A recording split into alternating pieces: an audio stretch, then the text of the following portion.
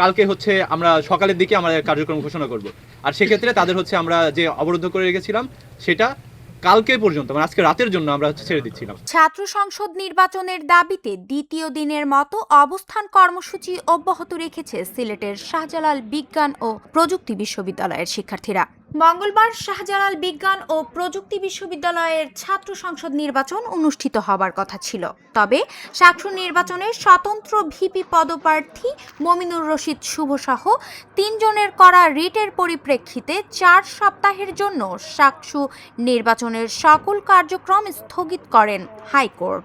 এর প্রতিবাদে বিশ্ববিদ্যালয়ের উপাচার্য, উপ উপাচার্য, কোষাধ্যক্ষ সহ ঊর্ধ্বতন কর্মকর্তাদের 12.5 ঘন্টা অবরুদ্ধ করে রাখেন বিক্ষুব্ধ শিক্ষার্থীরা। তো আজকে সারাদিন আমরা হচ্ছে আন্দোলন সংগ্রাম করেছি। আমাদের অনেকেই রাতে খায়ওনি, না খেয়েছিল। তো আমরা কি সারা রাত এখানে স্টে করব?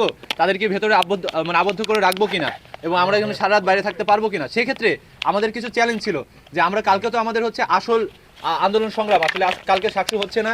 সেক্ষেত্রে আমাদের রায় আসবে হচ্ছে 3টার পরে, 4টার দিকে 3টায় তারা হচ্ছে বসবে। তো সেক্ষেত্রে আমরা কি করতে পারি? তো আমাদের মধ্যে আলোচনার পরে হচ্ছে এটা সিদ্ধান্ত হলো যে আমরা অ্যাকচুয়ালি ভয়টা পাচ্ছি কোথায়, যে আমাদের হচ্ছে কালকে আমাদের ভার্সিটি পজিশনকে আমরা নাও পেতে পারি।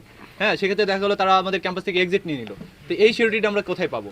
তো এই সিকিউরিটিটা তারা দিতে পারে কিনা, এটা যদি দিতে পারে তাহলে আমরা হচ্ছে আবার কালকে একটা কার্যক্রম ঘোষণা করব।